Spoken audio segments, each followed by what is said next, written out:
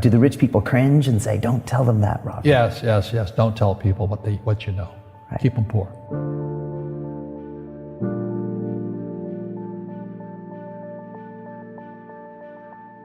The moment I pay you, you think like an employee. The moment you accept the paycheck, your brain goes dead. That's the trap. Entrepreneurs work for free.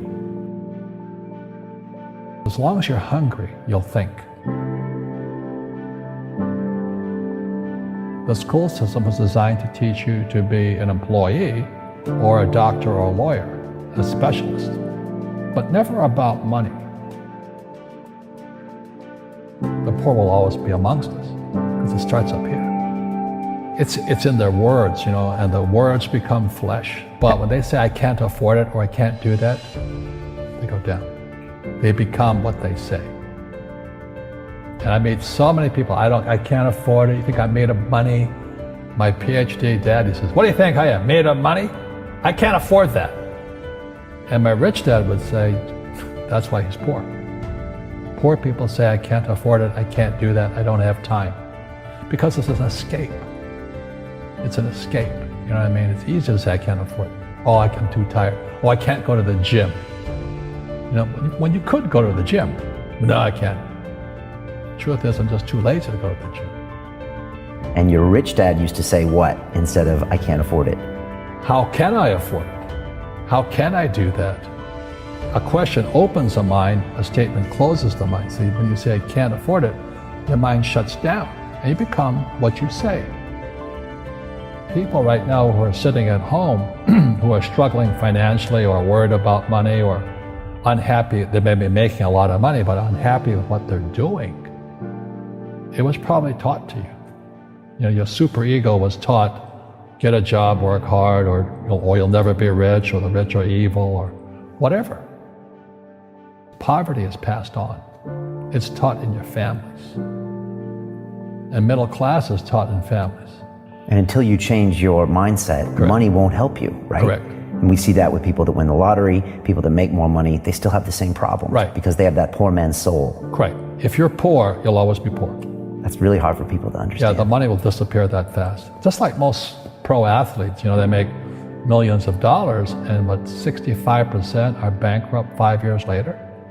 It's because they come from poor families. But unfortunately, what Mr. Lipton was saying, it's passed down genetically. That's the frightening thing.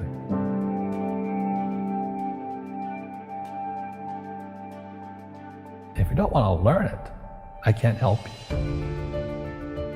I have bad luck too. I've had financial crashes. I've had people stab me in the back, but they're all good because I grow from it. And that's spirituality. People who are afraid of making mistakes, like they teach in school, they don't ever grow. Because spirituality is there's good and there's bad, there's right and there's wrong, there's up and there's down. Most people only want to be right, they only want to be positive. Well, you can't have that, that's not reality. And the average person, the reason they're poor is they haven't failed. They play it so safe, they haven't made any mistakes like they taught in school. That means they don't learn anything. That's why the school system's actually fundamentally corrupt. It's anti-education. But the average guy is standing there, I'm an A student, I'm going to do this all on myself, and a bunch of rugby players run you over, and you go, well, they're not playing fair. You're playing stupid. You should have a team. You should have accountants, attorneys, and bankers, and all that stuff. But that's not the game I want to play. I said, then don't play the game. The game of business is played with accountants, attorneys, bankers, hate to say it, politicians. You got to know the game. People say, well, money is not that important to me. Then if money is not that important to you, money is not important to you. You know what I mean? I don't care about money. The money doesn't care about you. The word does become flesh. Or I'll never be rich. Or the favorite one is the rich are greedy. It's the poor that are greedy. If you think about it, because to be rich, you have to give something. I have to produce books and games, and I purchase real estate, I provide housing, provide jobs and all that. That's why I'm rich. But greedy people produce nothing. Einstein said, imagination is more important than knowledge, but knowledge empowers imagination. And what most people lack is real business knowledge, like accounting, like debt, like taxes. You got to know that stuff, but they don't teach it in school to anybody. You see, most teachers in school, they're out of ethics. They teach subjects they themselves don't practice. Because I understood what a fake teacher is. A fake teacher is somebody who just wants a job and they'll teach anything. They teach how to shine shoes if you pay them more money. But they really don't know what they're teaching. In life, one of the things I suggest to people, you gotta find a real teacher versus a fake teacher. And a fake teacher is somebody who doesn't do what they teach. And a real teacher is doing what they teach every day. Our school systems are making our students weaker. So in school, they have these things called now trigger effects. So you can't, as a teacher, you can't say anything that might upset the student.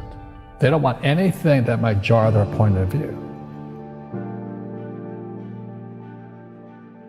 You see people say, well, why don't you give the poor money? So the only problem with that is it just creates more poor people. Give a man a fish, he fishes for the day, or eats for the day. Yeah, you give a man a fish, you get a lot of people who want more fish, But you teach them to fish. We become creatures of our own habits. And until we break the habit, we don't change. Our schools don't teach that.